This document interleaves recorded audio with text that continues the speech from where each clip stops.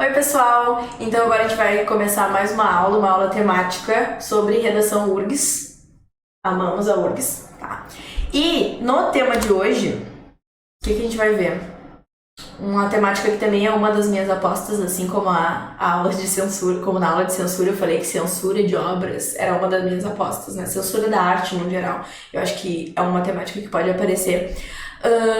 A questão do capacitismo, que é a temática desse próximo texto aqui. Capacitismo, direito de pessoas com deficiência, também é uma grande aposta que eu tenho para aparecimento, né, dessa temática dentro das provas de vestibular neste ano de 2025, né?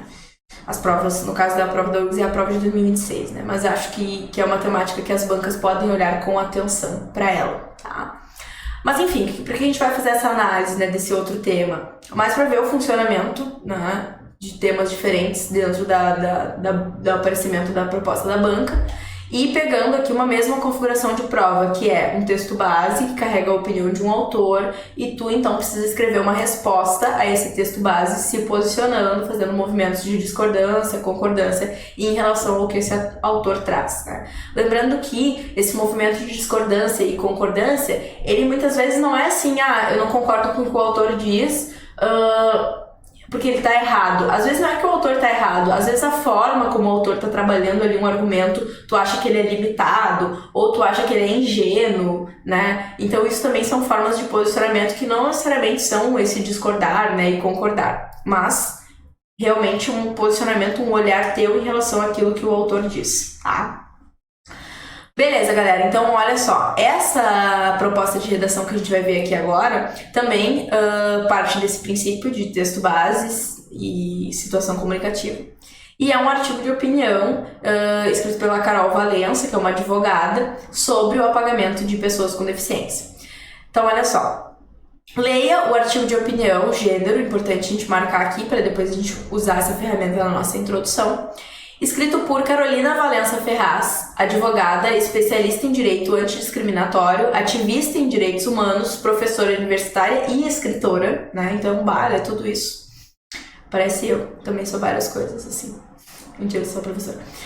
Mas a Carol, então, traz uma definição aqui da profissão da Carol, né? As atividades que ela faz. E a Carol é autora, então também um elemento importante, porque tu vai ter que apresentar o autor no texto base. Então tu vai ter que falar da Carol dentro da tua redação.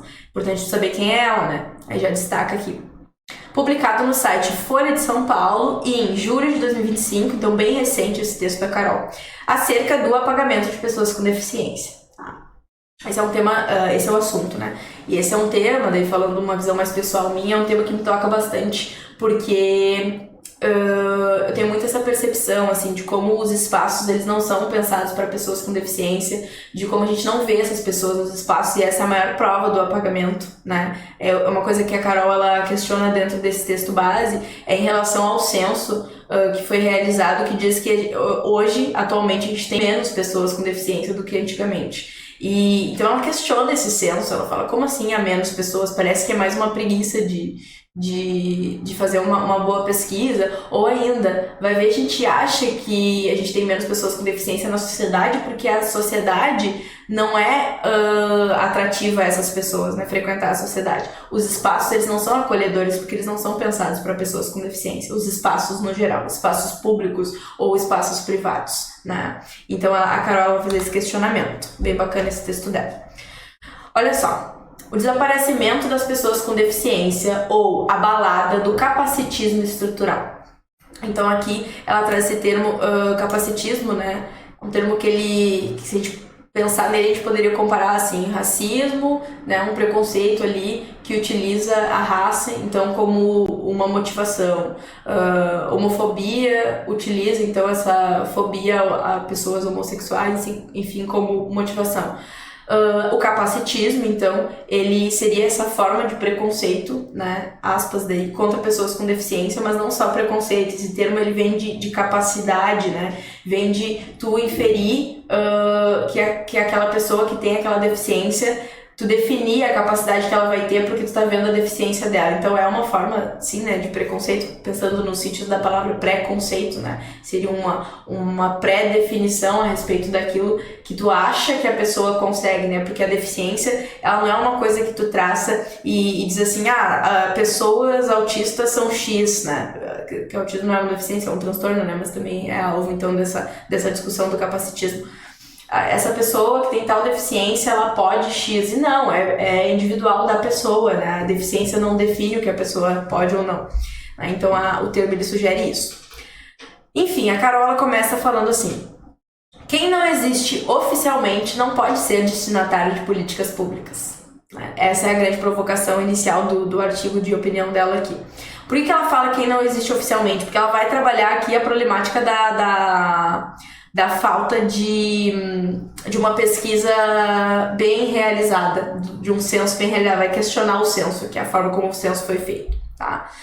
E daí ela começa: precisamos falar sobre o apagamento social da deficiência, porque se não falarmos, corremos o risco de que haja o desaparecimento da visibilidade da luta por direitos das pessoas com deficiência. A invisibilidade social se traduz pela não produção de políticas públicas e a extinção de programas sociais. Vejamos como exemplo o censo de 2022, que reduziu, ela põe aspas, o número de pessoas com deficiência num comparativo com o de 2010.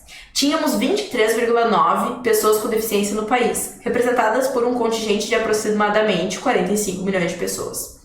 No entanto, em 2022, essas pessoas desapareceram e o segmento passou a ser de 7,3%, traduzidos em 14,4 milhões de pessoas. Então diminuiu a amostragem deles, diminuiu o número de pessoas com deficiência, e ela questiona isso. Ela fala, não, mas ela questiona o censo, está errado, a forma como vocês construíram a pesquisa está errada, a forma como vocês escolheram dados, não que esteja errada, mas pareceu meio uma má vontade, meio uma preguiça. E ela vai problematizar isso dentro do texto dizendo, se a gente não chamar atenção para a existência dessas pessoas, se elas não existirem para o censo, a gente não vai ter política pública para elas.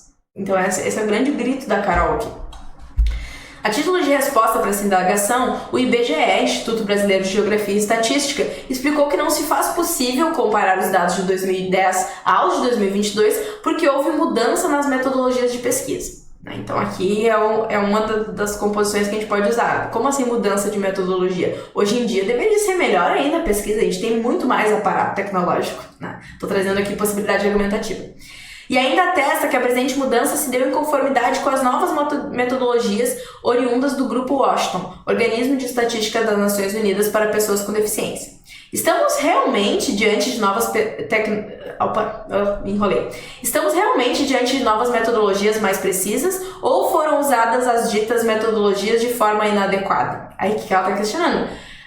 Mudou mesmo? É de outra forma que é feito agora? Agora é mais preciso e a gente tem o número real? Ou será que vocês usaram errado? Ou será que vocês usaram de má vontade? Isso que ela faz uma pergunta aqui, a voz da Carol falando. Tínhamos, na época do censo de 2022, 2 tipos de questionário. O básico, com 26 perguntas, que nada falava sobre deficiência, então era um questionário a respeito de outras coisas. E o ampliado, com 77 perguntas, o único que permitia respostas sobre deficiência.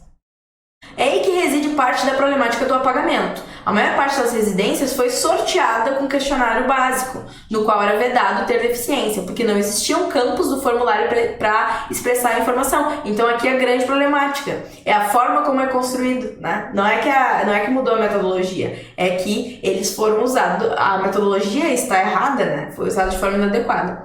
Isso exige que seja refeito o censo e que as metodologias sejam aplicadas de forma correta, para que não estejamos diante de índices irreais em decorrência do formato como se deu a amostragem. Então aqui ela traz essa composição, esse posicionamento dela. Afinal, por que o questionário básico não mencionava a deficiência em suas perguntas? Então assim, aqui gente, dá pra pegar essa composição, eu não marquei aqui, né, eu marquei só alguns posicionamentos da Isa, mas era pra pegar isso aqui e inclusive reafirmar essa ideia, né? Tudo é pensado a partir do ponto de vista de uma normalidade, de um padrão, de um normal. E esse normal não inclui a deficiência, né? E não a mencionando, é possível assegurar a inexistência de subnotificações? É possível garantir que estamos realmente diante de um número menor, apesar do aumento de diagnóstico de pessoas autistas e outras neurodivergências, tá? E aqui diagnóstico, esse aumento do diagnóstico do autismo é interessante porque antigamente se negava tanto, né? Existia uma compreensão tão errada a respeito do que era o autismo, existia um estigma tão grande em relação a transtornos como o autismo que muitas pessoas, né, portadoras então desse transtorno nunca recebem um diagnóstico e vivem por muito tempo sabendo não sabendo, aliás, né, o que tem de errado, aí aspas aqui, porque ela só tem ali às vezes alguns condicionamentos diferentes de outras pessoas e ficam se sentindo então não incluídas. Eu tenho alguns relatos, daí aqui entraria o relato pessoal de alunos, de familiares, de amigos, uma grande amiga minha inclusive, e que falam que depois que eles receberam esse diagnóstico, né, do autismo, eles se sentiram muito libertos, assim, sentiram uma liberdade em relação a agora eu entendo quem eu sou, em relação a entender quem se é. Então a gente teve, de fato, né, recentemente um aumento do diagnóstico de autismo. Não que o autismo passou a existir agora, mas é que antigamente existia esse estigma, né, em relação à realização do diagnóstico, né. Enfim, o censo de 2022 quase não aconteceu, ela vai falar aqui. Lembrando que apenas aconteceu por existência de uma decisão do STF. Então, o Supremo Tribunal Federal trouxe a obrigatoriedade de realizar o censo 2022, tá? Porque, o que a gente infere aqui? Por uma decisão do Estado, isso não aconteceria, né? Negligência política, dá pra pegar isso aqui também. O que pode ser a razão de muitas questões trazidas nesse texto. Meio que fizeram de má vontade, sabe? Fica aparecendo. Quem não existe oficialmente não pode ser destinatário de políticas públicas. Assim, o Estado brasileiro fica desobrigado a construir instrumentos de inclusão e acessibilidade. E não se faz necessária a ampliação de serviços públicos, como, ela cita aqui, os de saúde e educação. Gente, vamos fazer uma pausa aqui agora, se a gente quiser construir o nosso caminho argumentativo a partir daqui. Política pública de saúde e educação que seja de qualidade para pessoas sem deficiência, que querendo ou não enfrentam menos limitações do que as pessoas com deficiência, já são complexas, já são complicadas de se existir, né? Essas políticas de qualidade. Imagine então para pessoas que muitas vezes vão ter outras limitações mais específicas. Se as pessoas sem deficiência, sem limitação já sofrem, imaginem as pessoas com deficiência. O tanto que não sofrem em silêncio essas pessoas, né? Aí que tá a questão do apagamento que ela propõe lá no título, é esse apagamento dessas pessoas. É um apagamento institucional dessas pessoas, né? É um apagamento que fere completamente a dignidade das pessoas com deficiência. Ó, Constituição Federal, dá pra usar de repertório. Então, olha só, e não se faz necessária ampliação de serviços públicos, como os de saúde e educação, para o acolhimento das pessoas com deficiência. A redução de milhões de pessoas com deficiência entre 2010 e 2022 não serve para a inclusão nem para a redução das injustiças sociais. Precisamos verdadeiramente de inclusão no país. E não se faz inclusão sem o combate ao não julgar da negação existencial e do silenciamento, que se traduzem pelo apagamento das pessoas com deficiência. Diante do anonimato, milhões de pessoas com deficiência são condenadas à miséria absoluta, porque estão abaixo do radar das políticas públicas que deveriam ampará-las. Então aqui ela traz um argumento de efeito, né, de consequência para essas pessoas que estarem então condenadas à miséria. O desaparecimento de aproximadamente 30 milhões de pessoas dos índices oficiais merece uma reavaliação criteriosa. Caso contrário, estaremos diante do capacitismo estrutural de um Estado que nega existências e não assegura direitos básicos. De novo, a argumentação que dá para fazer a construção do fato de ferir direitos constitucionais, tá? Significa uma sociedade que segue saliente e plena em relação à manutenção de seus privilégios excludentes e no preconceito diário contra a deficiência. Então aqui ela traz até esse apontamento, essa responsabilização social, né? Enfim, esse é o texto da Carol, né? Incrível, super contundente o texto da Carol. Pra gente refletir em relação à opinião da Carol. Difícil de discordar aqui, né? Bem difícil de discordar dessa autora, não sei vocês, mas eu acho difícil, assim. Claro que a gente vai ver caminhos possíveis para isso ali. Não de discordância, não dizer assim, claro que tudo, jamais, gente, e aí é que tá, não é porque a redação da URGS ela abre espaço para o posicionamento que tu vai falar uma atrocidade dentro da redação, né? Também é uma redação em que a gente não pode ferir os direitos humanos, em que a gente não pode ferir os principais preceitos ali da Constituição Federal, então muito cuidado quanto a isso. Tu pode fazer ressalvas em relação à fala do autor, ou se for o caso ali de um posicionamento que ele tem, que não é um posicionamento que fere a dignidade de ninguém, de nenhum grupo, aí tu pode discordar, tá? Então, olha só. Situação comunicativa que a gente vai ter para essa prova aqui, para essa proposta de redação a respeito do direito das pessoas com deficiência, do apagamento dessas pessoas. Imagine que você é estudante universitário e, durante a disciplina de Direitos Humanos, essa disciplina de Ética e Direitos Humanos, ela é, não sei agora, né? Mas na época em que eu fiz faculdade, é uma disciplina que aparece em vários cursos têm que realizar essa disciplina aqui. Então, disciplina de Direitos Humanos, sua turma leu e discutiu o artigo de opinião escrito por Carolina Valença Ferraz, publicado na Folha de São Paulo, que trata do apagamento social das pessoas com deficiência e da estrutura capacitista presente nas políticas públicas brasileiras. Como parte da atividade acadêmica, o professor solicitou que cada estudante redigisse um texto dissertativo argumentativo e em que apresentasse seu ponto de vista sobre o tema, dialogando criticamente com os argumentos levantados pela autora. Os textos serão lidos em uma roda de leitura acadêmica com colegas e professores do curso como parte do ciclo de debate sobre inclusão e justiça social. Então aqui a gente tem a nossa situação comunicativa, a nossa situação fictícia em que a gente precisa se imaginar para escrever a nossa redação. Quais os pontos, então, que a situação comunicativa deixa claro e que a gente tem que utilizar para construir depois na nossa redação de forma espontânea, né? Para inserir, a situação comunicativa. Quem sou eu dentro dessa situação? Quem é o meu leitor ou meu ouvinte? E onde que esse meu texto ele vai ser publicado ou lido? Né? Esses 3 pontos. Então, olhando para essa situação aqui do texto da Carol, quem sou eu? Um estudante universitário lá que cursa a disciplina de Direitos Humanos. Quem que é o meu leitor e ouvinte? Os meus colegas e professores dessa disciplina aqui. Onde que o meu texto ele vai ser lido ou publicado? Ele vai ser lido em aula para esse grupo aqui, né? Que são os meus ouvintes, tá? Beleza, definida essa situação, depois tu vai escolher alguma forma de inseri-la dentro do teu texto, tá? Mas é sempre importante ler isso aqui de uma forma bem crítica para depois tu pensar, como é que eu vou fazer? Eu vou botar um vocativo, como se eu estivesse falando com eles, eu vou esclarecer quem eu sou, eu vou falar assim, olhemos em volta, ó, onde meu texto vai ser lido e publicado, né? Faz de conta, vou criar uma situaçãozinha aqui.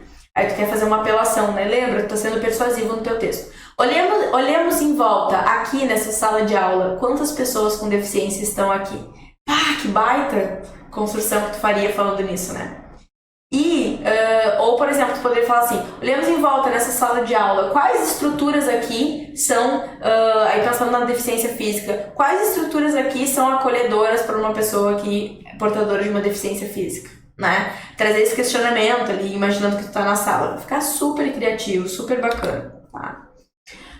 Gente, lembrando, a organização do meu projeto de texto, eu tenho que definir qual que é o assunto do texto, qual que é a opinião do autor sobre o assunto, quais argumentos que ele usa para sustentar essa opinião, como que ele consegue fazer a formação da opinião dele a partir dos elementos que ele utiliza como forma de sustentação.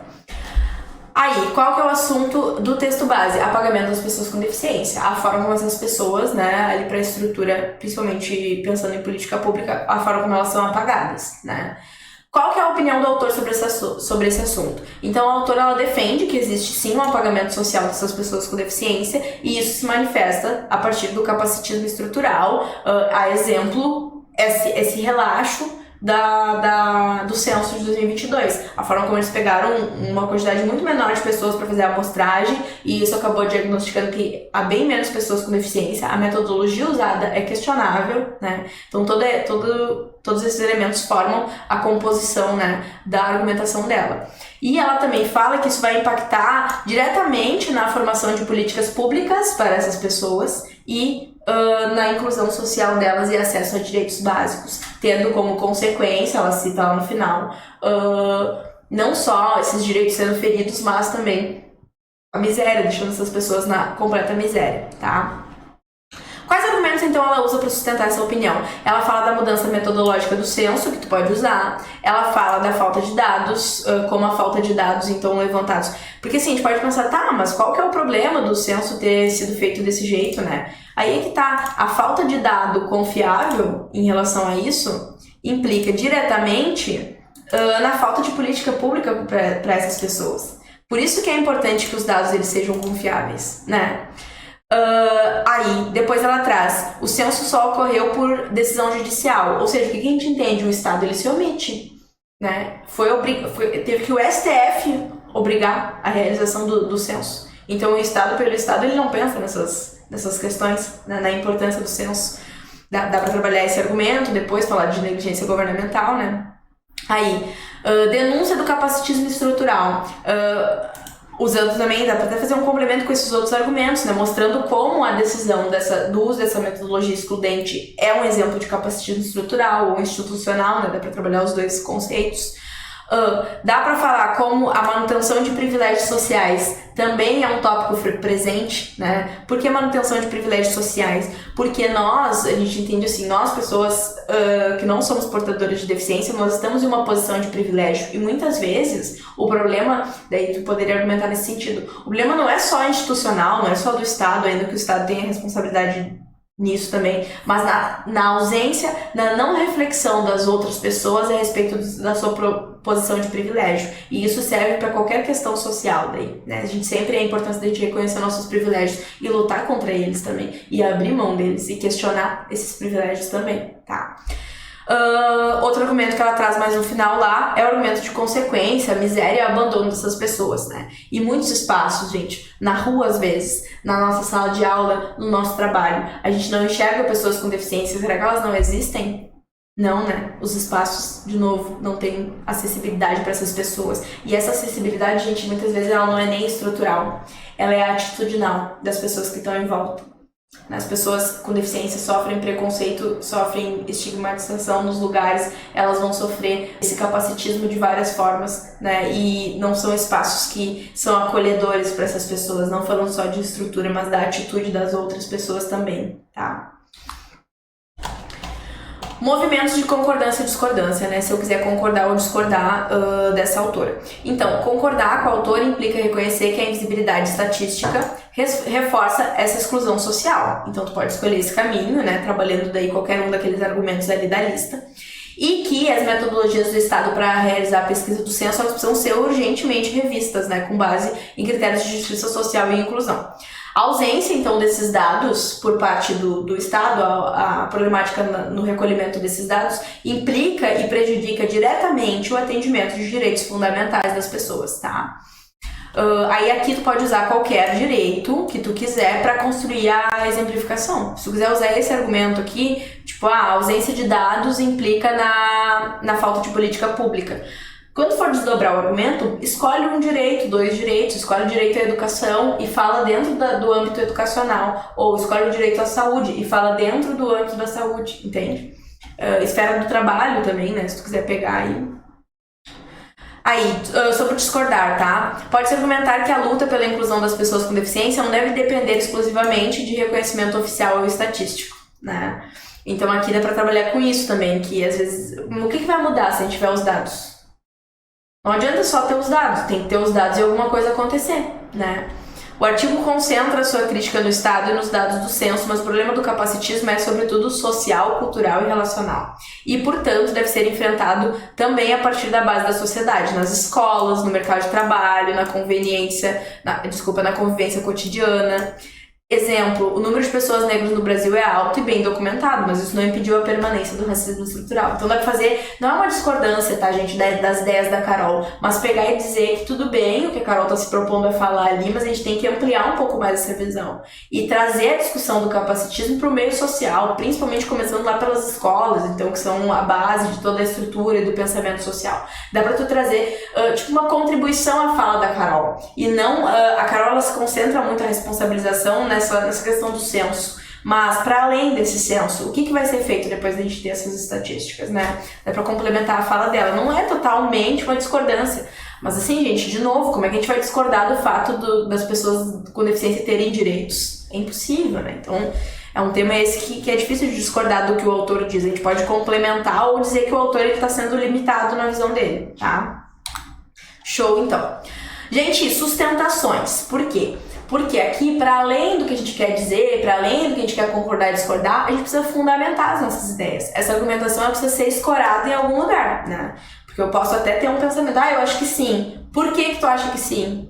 Me explica, me dá um exemplo, me dá um repertório, uma fonte de algum lugar que vem para apoiar teu argumento, tá? Então, sustentações. Aqui eu botei as Paralimpíadas como uma forma de contribuição a respeito da nossa visão literal, assim, quando a gente enxerga essas pessoas, quando a gente vê elas aparecendo em uma posição de importância, né? Daria aqui para trazer as Paralimpíadas, inclusive, como um dos poucos lugares em que essas pessoas têm uma visibilidade, um reconhecimento. E daria até para trabalhar aqui o conceito de capacitismo, porque o que acontece muito nas Paralimpíadas é as pessoas olharem e falar: nossa, olha lá, apesar dele ser um cadeirante, ele tá lá, ele é uma força de vontade. Sendo que não, isso também é capacitismo, né? Às vezes a gente pensa que essa fala é uma fala querida, uma fala acolhedora, mas isso também é uma fala capacitista, tá medindo a capacidade da pessoa ali, dizendo que ela venceu só porque ela tá ali conseguindo fazer aquilo, né? Enfim, apesar do apagamento em outras esferas, os Jogos Paralímpicos mostram como a sociedade pode valorizar a diversidade corporal, ainda que muitas vezes de forma estereotipada. E daí entra essa questão dos estereótipos, né? Mas tu pode dizer que as Paralimpíadas é então um momento em que a gente enxerga essas pessoas e enxerga que elas existem, principalmente. Pode ser usado para criticar a visibilidade seletiva ou mostrar avanços sociais fora do Estado, né? Então, é uma organização para além, né, dessas organizações do censo, por exemplo, né? E dá para usar como exemplificação. Daí aqui, como um contraste, também daria para usar, como tá falando de visibilidade, a invisibilidade em outras esferas, tipo a esfera midiática, né? Que apaga bastante a presença dessas pessoas. A série Atypical da Netflix, quem já assistiu, muito boa série, uma série muito carinhosa que vai trazer um menino autista, e a gente acompanha ali várias questões em relação a esse transtorno, né, e tudo que ele enfrenta, né, por ser um jovem autista. Então, aborda o cotidiano de um jovem autista em sua trajetória de autonomia e inclusão, permitindo discutir como a representação da deficiência pode ajudar a combater o capacitismo cultural, porque muitas coisas são esclarecidas dentro dessa série. Tem uma outra série também que é um dorama, não vou lembrar agora, mas fica aí vai que alguém gosta de dorama, fica aí a indicação. Tem também aquela série do doutor... esqueci o nome também. Sabe aquela série do médico que tem na Globoplay, o menino que ele é médico e ele é autista? Aquela série também poderia ser usada aqui para exemplificar essa mesma coisa, a questão da representação da deficiência e como isso traz representatividade, né, para pessoas. Movimentos de exclusão ao longo da história. Aqui daria para trabalhar essa ideia, né, dos movimentos totalitários, tipo o nazismo, né, em que as pessoas com deficiência foram alvos de políticas de eugenia, né, que representa esse capacitismo institucional, né. Claro que isso não acontece no Brasil, né. Lá os caras tinham a visão de que as pessoas qualquer pessoa que ferisse, né, a pureza ou a perfeição da raça deveria ser morta, né. Óbvio que isso não acontece aqui, mas também é uma analogia para essa ideia de capacitismo, né. Então daria para trazer. Possíveis outras sustentações. A Lei Brasileira de Inclusão, né, o Estatuto da Pessoa com Deficiência, e tem aqui a lei de 2015, que vai garantir uma série de direitos, né, educação, saúde, acessibilidade, participação social. E o que isso evidencia? Mostra que a gente tem aparato legal, a gente tem instrumento legal, mas há uma falta de aplicação correta. É a grande argumentação da insuficiência legislativa. Quando isso existe na lei, mas na aplicação prática não é efetivado, né? Aí, Convenção da ONU sobre os Direitos das Pessoas com Deficiência, de 2006, né, ratificada pelo Brasil, defende o acesso à informação, ao censo adequado e à invisibilidade como direitos fundamentais, né? Então a gente tem aqui um outro movimento que vai defender isso. E a própria Constituição Federal de 88, que vai garantir acessos diversos para pessoas sem distinção nenhuma, né? Inclusive pessoas portadoras de alguma deficiência, né? Até porque a gente vai pensar assim, a Constituição garante direito à igualdade é direito à igualdade, né? para todas as pessoas, independente de questões de gênero, deficiência, raça, né? Enfim, e dignidade também. As pessoas com deficiência têm frequentemente o seu direito à dignidade sendo ferido, né? Dá para trabalhar usando a Constituição como uma forma de sustentação aqui também, tá? Depois, gente, dicas para o investimento criativo que tu pode fazer. Eu botei aqui uma série de metáforas com essa ideia de apagamento ou de silenciamento das pessoas, né? Então, a borracha do Estado apaga o que não quer enxergar. Ah, não quero lidar com isso. Então, apaga utilizando essa questão do senso ali, né? Como essa exclusão é uma coisa intencional. Intencional para que não tenha que ser desconfortável a criação de políticas públicas para essas pessoas, de políticas de acessibilidade e inclusão, principalmente. Ou, não se faz inclusão com lápis e borracha, vidas não são rascunhos, né? Toda a construção com a ideia de apagamento. Reforça a ideia de que as pessoas não são descartáveis ou editáveis. Por que editáveis? Pensando no senso, daí. Pensando na problemática do senso, ali dá pra fazer essa analogia. Vozes abafadas por muros de indiferença, pensando na questão social aqui, tá? Representa a sociedade como uma estrutura que impede a escuta, que impede a visualização desses tipos de pessoa, né? Desse tipo de pessoa não, dessas deficiências, né? Impede que nós enxerguemos, então, essas pessoas. Palavras que morrem na garganta do sistema, a fala é interrompida pela estrutura opressora.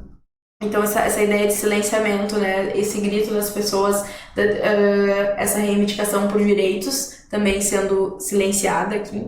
Histórias engolidas pelo esquecimento. Sugere que a memória e a identidade dessas pessoas são constantemente negadas, né? Então, aqui algumas analogias, algumas metáforas para a gente alimentar o nosso investimento criativo do texto, né? E, por fim, gente, então, um exemplo de introdução. Deixa eu pegar minha caneta azul aqui. Um exemplo de introdução para esse tema, carregando os elementos necessários que devem aparecer em uma introdução, tá? Ó, aqui, elemento opcional, né, mas eu sempre gosto de colocar, que é a situação comunicativa. É um texto, lembrando, que vai ser lido para os meus colegas da faculdade. Então, caros colegas e professores. O provocativo artigo, então aqui, marca criativa de posicionamento, né?